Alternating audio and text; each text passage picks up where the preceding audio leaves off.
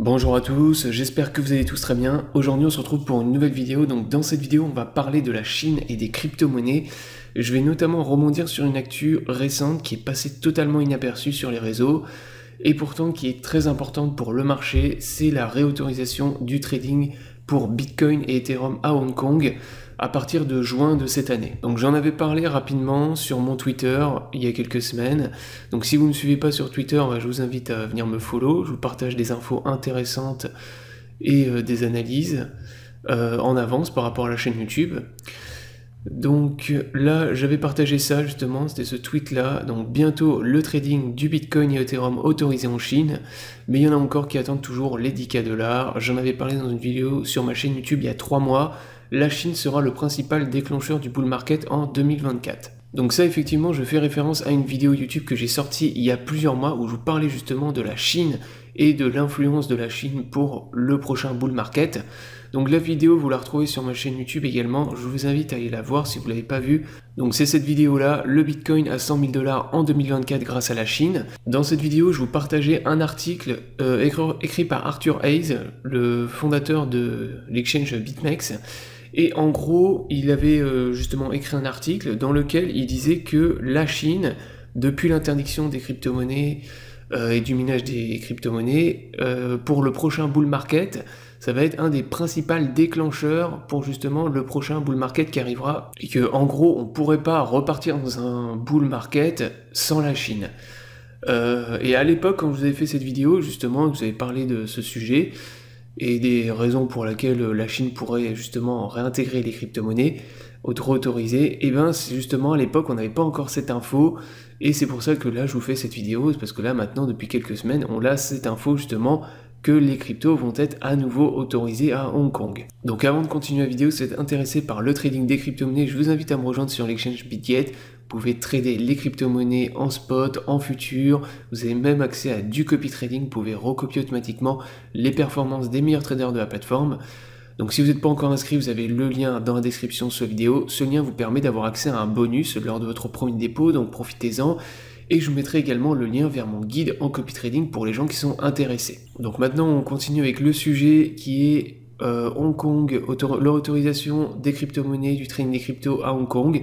Donc ce qu'il faut savoir pour refaire l'historique un peu de ce qui s'est passé avec le Bitcoin et la Chine, en gros la Chine a interdit les crypto-monnaies ainsi que le minage des crypto-monnaies en 2021. Donc là c'est ce qui vous explique un peu dans l'article que j'ai sous les yeux. Donc c'est un article de forecast.news, mais vous pouvez le retrouver, de toute façon c'est le même article qui est copié-collé partout, donc vous pouvez le retrouver sur pas mal de sites. Et en gros, finalement, ce qu'il vous raconte, c'est que la Chine est en train de revenir sur ses positions.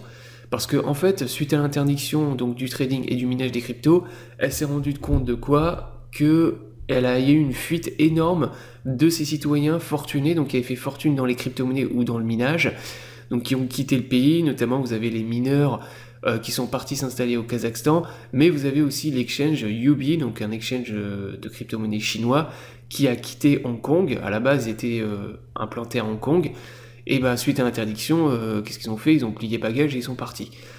Donc forcément, maintenant, elle revient sur ses positions, comme elle a vu qu'il y a eu pas mal de gens fortunés qui sont partis, et donc en ce moment, Hong Kong a annoncé qu'il choisissait de développer un environnement ouvert et favorable aux crypto-monnaies. Donc avec une fiscalité avantageuse, un cadre réglementaire souple. Donc ce que veut faire Hong Kong, en fait, c'est simplement récupérer sa position de premier centre financier d'Asie, ce qu'elle a un peu perdu avec les crypto-monnaies, justement avec la fuite des exchanges, des entreprises de Web3 aussi qui se sont plutôt parties vers Singapour ou Dubaï. Donc maintenant il y a à nouveau des grosses demandes d'obtention, de fortes demandes d'obtention de licences à Hong Kong, notamment venant des exchanges, Huobi notamment, mais aussi OKX, qui est un exchange chinois aussi, qui veut retourner maintenant s'installer à Hong Kong.